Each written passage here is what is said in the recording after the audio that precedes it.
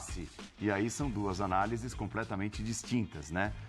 Que é o reflexo de onde estão os times na tabela de classificação. O Flamengo, quinto colocado, ali a 5 pontos do líder Botafogo, e o Vasco na penúltima posição na tabela de classificação. Flamengo com vários destaques, né, com os jogadores indo muito bem.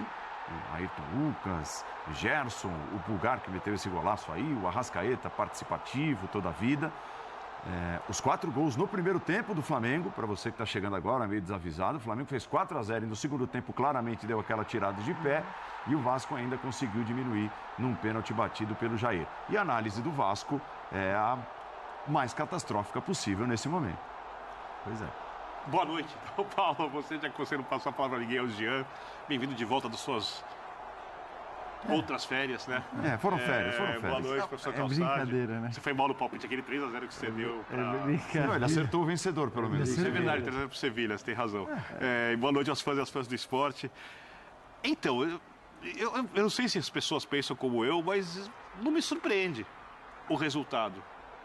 O que me chama a atenção, do ponto de vista vascaíno, é que é um dos times que mais tem tempo de treinamento durante a semana, e o time vai jogar e não acontece absolutamente nada. Muito espaçado na marcação, mal adaptado ao tipo de jogo do adversário,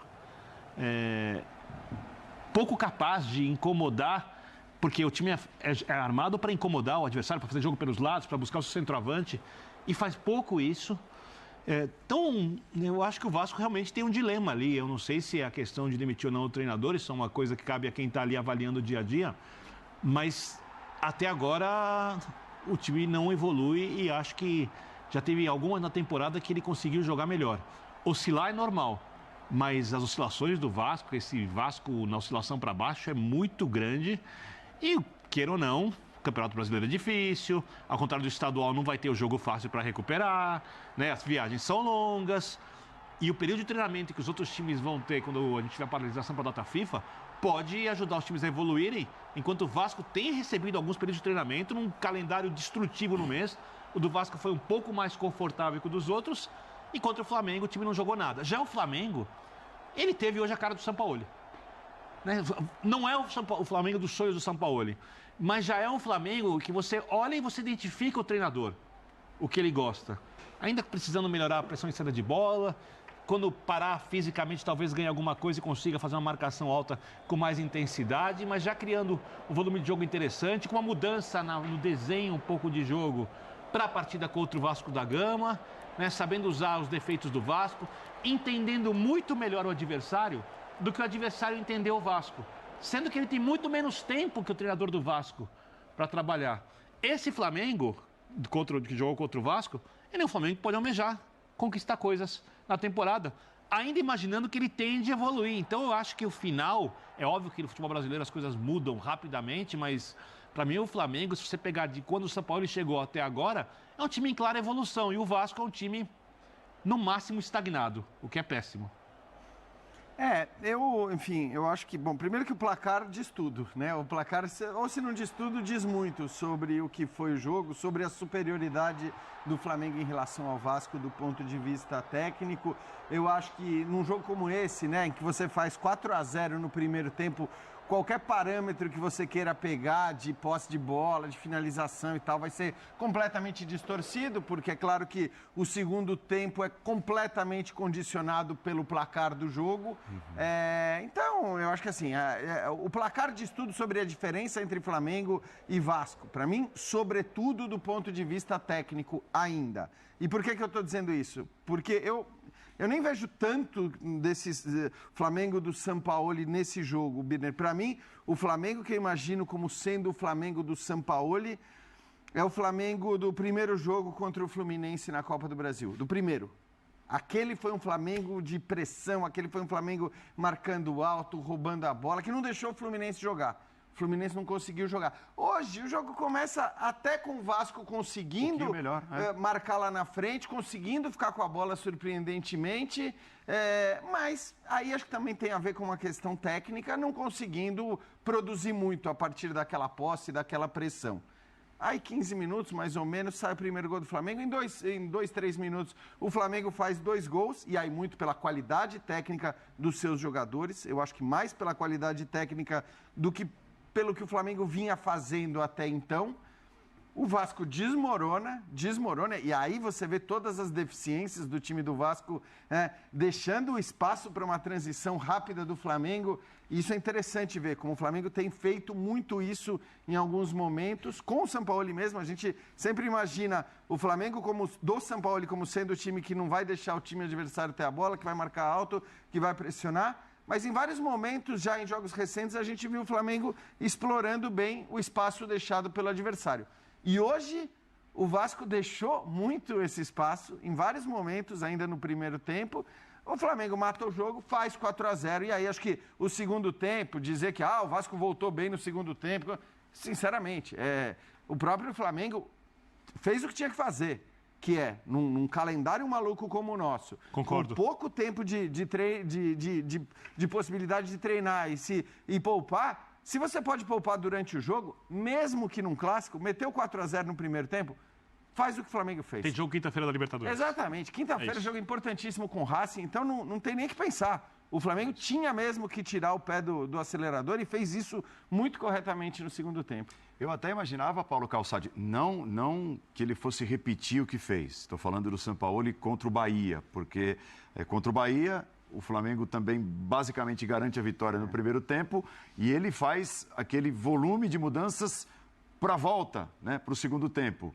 E acaba dando tudo errado, tanto que o Flamengo leva a lição, né? Leva algum tipo de pressão e tal, Bahia com homens a menos e tudo, deu susto. Ali questões físicas para todo mundo, né? Então, mas eu esperava até que isso pudesse acontecer hoje, porque o jogo estava tão ganho, né, com 4-0, e aí quando volta para o segundo tempo, ele volta exatamente com o mesmo time, vai mexer lá no começo ainda do segundo tempo, mas em um homem, né, que ele tira o Matheus França e bota o Vitor Hugo, e depois ele foi aos poucos fazendo as mexidas. Mas, assim, concordo com o Jean, o Vasco parece querer jogar o tempo todo, francamente, com o Flamengo.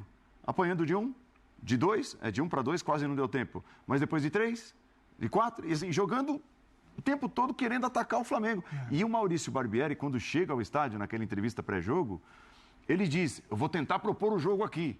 Mas parece que ele não teve a ideia ou não teve como mudar, né, esse rumo depois de levar, por exemplo, 2-0 para ir vivo para o vestiário. O Flamengo vendo o jogo que marcou muito bem o Fluminense, que é muito mais difícil de ser marcado do que o Vasco. Exato, e ele o tempo todo ele ali, no franco, no mano a mano com o Flamengo, Calçade. Olá, boa noite. Ele quer fazer um jogo que ele não é capaz de fazer. E aí fica difícil, né? Porque não, é muito difícil para o Vasco fazer um jogo desse. Ser um jogo mais operário de recuperar, lutar, recuperar a bola. Tudo bem, é até necessário. Mas aí ter a bola o tempo todo e deixar as costas, né, dos zagueiros, deixar assim um latifúndio para a velocidade do Flamengo é um grande perigo. Acho que o Flamengo apresentou um jogo muito bom. Acho que o São Paulo ficou contente hoje porque tem muita coisa daquilo que ele gostaria de encontrar na equipe. E isso o placar mostra. Ter um jogo na quinta-feira significa que tem terça e quarta para descansar, então é sim para tomar alguns cuidados, porque se o Flamengo acelera o segundo tempo, ele poderia ir para uma marca histórica diante do Vasco, e não foi isso que aconteceu. O Flamengo no segundo tempo não acertou o gol, acertou as 5 bolas no primeiro tempo, das 5 fez 4. Pum, acabou o jogo. Né? E aí também mudar logo no intervalo é um clássico, né? É melhor esperar ver como que vem pelo outro lado. Mas eu acho que o Flamengo conseguiu exibir sua diferença técnica dentro de uma equipe que, quando toma o primeiro gol, ela desaba.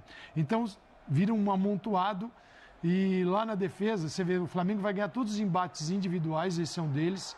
Tudo que é mano a mano é do Flamengo, com qualidade técnica, com velocidade, com força. Quer dizer, o Flamengo ganhou em todos os sentidos esses embates. E aí ele foi fazendo gol dessa forma, com grande jogo de Arrascaeta, grande jogo de Gerson e um jogo enorme do Pulgar. Enorme, porque ele sustenta tudo isso.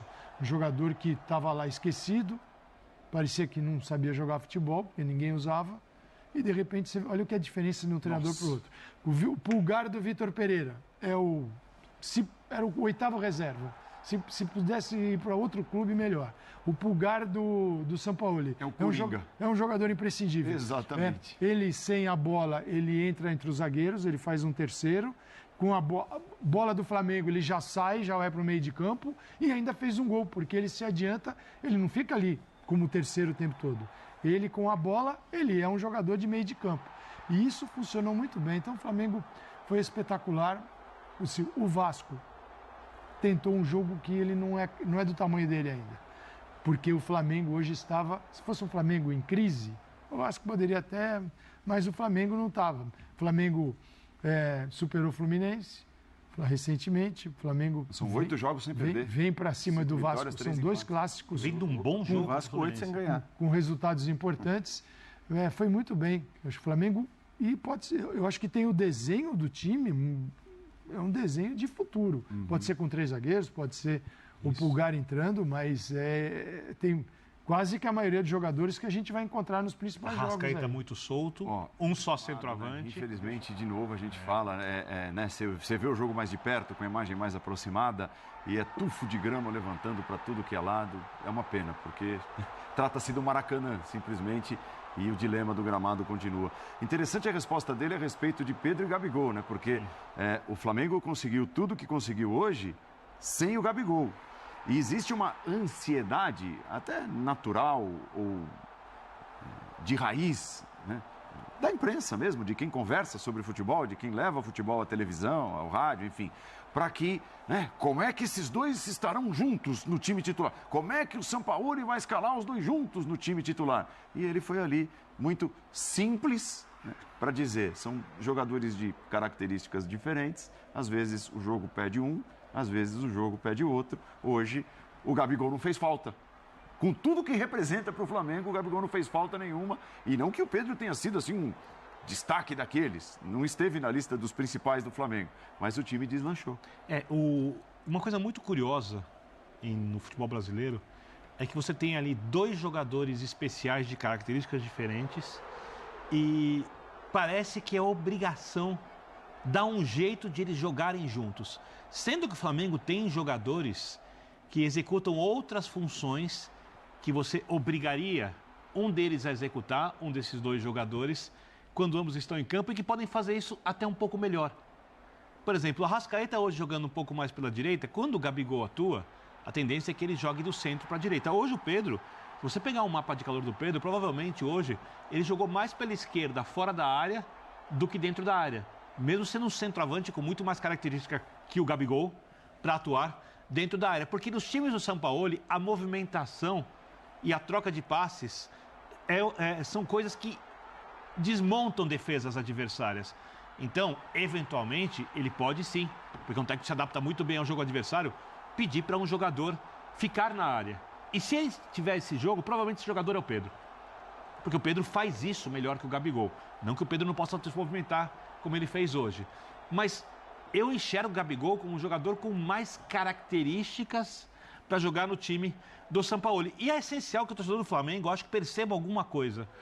O Flamengo do Dorival foi um Flamengo montado emergencialmente, que o Dorival conseguiu resolver 500 problemas da equipe jogando com esses 2 centroavantes, adaptando a posição de jogadores, né? Everton Ribeiro um pouquinho mais recuado, conseguiu resolver ali um monte de dilemas, o Rodinei cresceu, o time ganhou a Copa do Brasil, ganhou a Copa Libertadores, mas chegou no final da temporada marcando, e marcação é essencial no futebol, pior do que marca esse time do São Paulo nos últimos 2 jogos.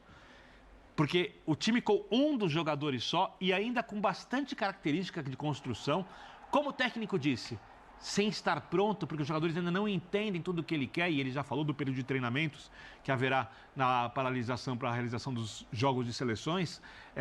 Sem entender tudo, o Flamengo já é um time muito perigoso com a bola. Já é um time que não precisa tanto de bola para conseguir achar o gol, porque recuperou confiança, porque as características dos jogadores são respeitadas, porque o Gerson entende o tipo de jogo que ele quer, porque quando perde a bola tem mais cobertura, mais marcação, porque não tem tomado o primeiro gol do jogo, que é uma coisa que dificulta para um time que tem crise de confiança, que perdeu todos os campeonatos. Ou seja, essa reconstrução é muito positiva. Se vão entender que muitas vezes os dois jogadores com mais características goleadoras, Pedro e Gabigol, não vão atuar juntos? Eu não sei.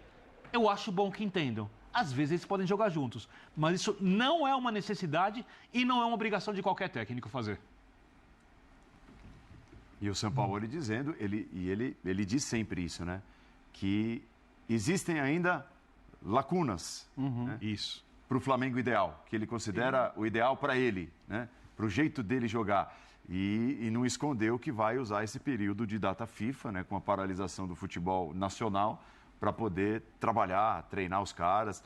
Para quem conhece, para quem trabalha bem, esse período é dos sonhos. Lembrando né? que o Flamengo está 3 pontos atrás do Palmeiras só.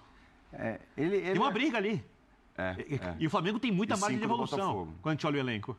Só lembrando que esse período, todo mundo deve dar folga para os jogadores nos primeiros dias desse período. Então, não são 10 dias, porque é o seguinte, os jogadores do Flamengo até reclamaram. Depois de 29 dias, eles tiveram um dia de folga.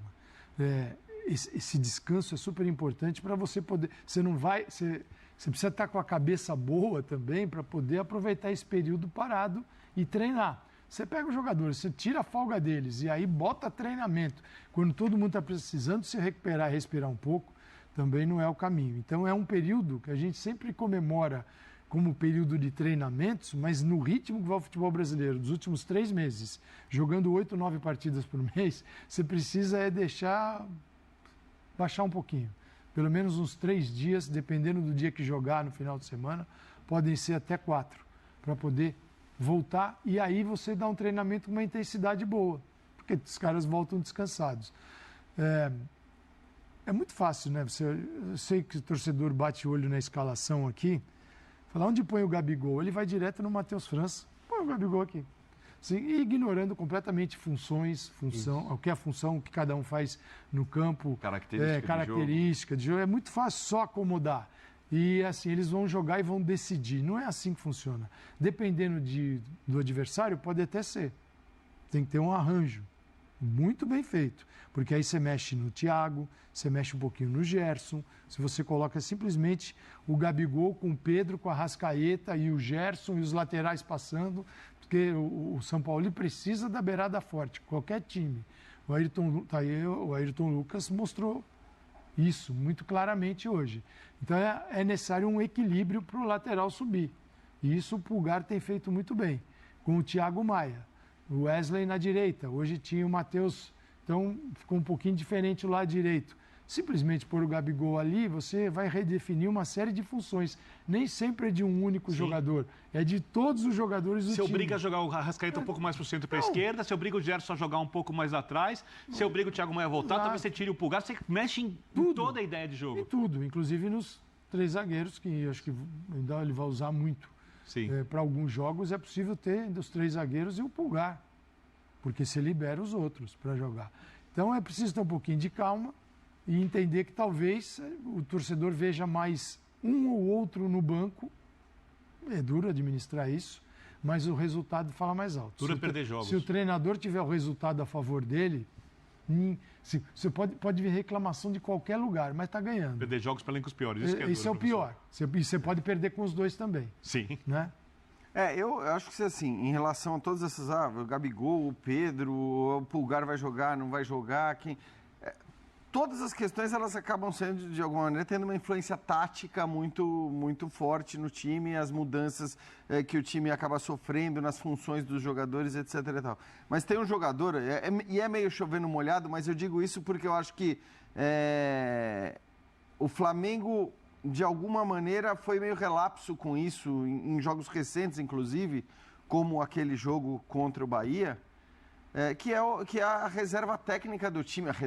Não dá para falar em reserva técnica num time como o do Flamengo, mas que é a diferença do ponto de vista técnico, que é você ter ou não o Arrascaeta dentro de campo. É um negócio completamente diferente. É completamente diferente. Eu acho que não tem nada. O Gabigol não se aproxima do Arrascaeta do ponto de vista de acréscimo ou de perda do ponto de vista técnico, porque... E aí tem essa questão da função que o Gabigol faz e aquilo que o Arrascaeta significa estando dentro de campo, mesmo quando ele não acerta as bolas. Hoje foi incrível, porque eu acho que o Arrascaeta jogou muito bem. E algumas das bolas que ele tentou, ele não acertou. E é normal para um jogador que atua nessa função, que tenta passes diferentes. Isso, né? arrisca o tempo que todo. Arrisca, que não é aquele passe de lado, não é aquele passe... Os dois passes para os 2 primeiros gols, que é o momento crucial da partida, né? Aquele espaço ali de 3, 4 minutos, muda tudo do jogo. As 2 assistências foram dele. Foram dele, Uma exato. deixada para o Pulgar, que teve o mérito maior no gol do Pulgar foi do Pulgar, e depois o cruzamento, onde ele bota o que eu Gerson digo fazer o segundo. é que muitas vezes, Paulo, assim, muitas vezes já aconteceu nessa temporada, e é por isso que o Flamengo está tão perto da liderança, no fim está 5 pontos do líder do campeonato. Aconteceu já do Flamengo vencer muito mais na qualidade técnica do que no volume de jogo, na questão tática ou no trabalho do treinador. Já aconteceu bastante nesse campeonato. E muitas das vezes por causa do Arrascaeta. É o cara que muitas vezes faz o Flamengo ou ganhar o jogo ou muda o jogo, como foi o caso hoje. Porque é isso, a gente tinha ali 10, 12 minutos de um Vasco tentando jogar, mas sem conseguir, aí acho que aí também por falta de qualidade técnica.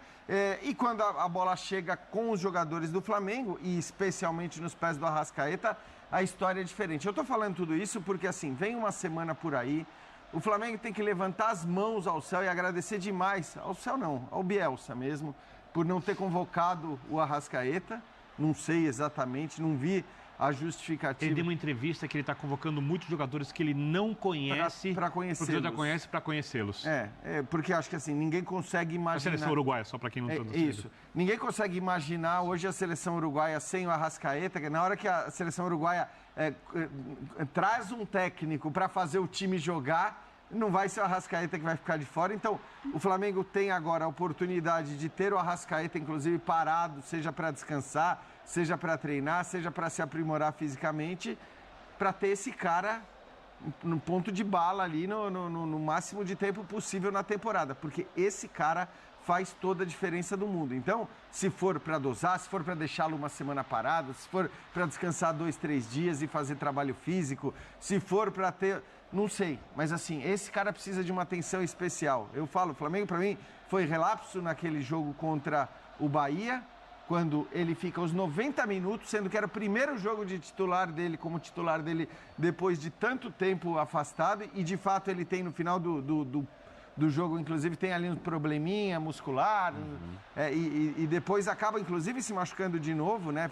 Nada muito sério, mas ficando de fora por mais uma partida. Então, assim, é muito importante. Esse cara, ele muda completamente a capacidade do Flamengo e a capacidade de resolver jogos, mesmo em jogos em que o Flamengo eventualmente esteja abaixo da sua média de atuação. Você tem, a gente falou de Arrascaeta, de Gerson, de Pulgar, você está falando do meio de campo. É o meio de campo. E o meio de campo hoje também tem mais gente, porque quando fica com laterais projetados, você tem o Ayrton Lucas passando ali o tempo todo, mas é um trio que ainda tem o Thiago Maia. O Thiago pode ainda evoluir um pouquinho em relação aos outros, mas são 3 jogadores do setor com atuações brilhantes, cada um na sua. Porque se você tem o Arrascaeta na fotografia dos gols, o Gerson também, o que o Gerson está sendo capaz de jogar com o Sampaoli, você pega o Sampaoli, é outro Gerson, e o Pulgar, coitado, nem é outro, porque ele não tinha aparecido ainda, ele parecia uma contratação equivocada. O Gerson e o São Paulo se entendem muito bem, E cara. vamos lembrar, Paulo Calçade, que um dos pedidos do Vitor Pereira, com esse elenco, com esses jogadores... Primeiro volante, o tempo todo. Não é? Primeiro E jogadores de velocidade.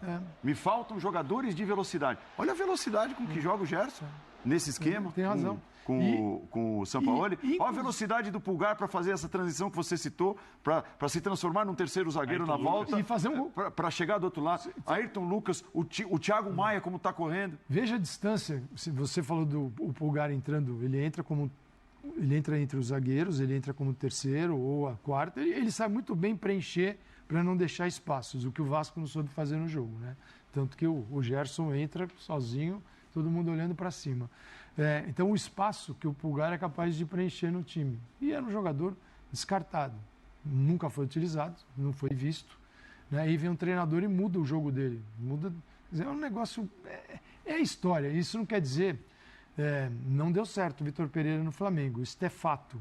Isso não quer dizer que ele seja um péssimo treinador. né? Como o São Paulo também não deu. O São Paulo e o Sevilha foi campeão da Liga Europa e o São Paulo deixou o Sevilha na zona do rebaixamento. Então, o São Paulo, para eles, pode não servir, mas hoje está indo bem nesse início no Flamengo. Então, são histórias do futebol, são momentos de jogadores e treinadores, preferências que nem o treinador não está certo o tempo todo e nem errado também. Agora, ajuda, é isso né, que a gente Calçade? enxerga. O fato dele ter trabalhado já com o Gerson. Então, assim, é claro que isso faz toda a diferença do mundo na visão que ele tem sobre o jogador, o que ele pode render, o que ele não pode render. Embora, também convenhamos, não é que seja uma novidade nenhuma que o Gerson possa fazer isso que ele tem feito com o São Paulo, que é completamente diferente do que o Vitor Pereira fazia. Quer dizer, acho que o Vitor Pereira tinha consciência de que o Gerson já tinha feito isso em outros momentos, no próprio Flamengo, que já tinha jogado até mais com um atacante aberto em outros lugares, ele jogou assim na Europa. Então, assim, é um jogador muito versátil, o Gerson.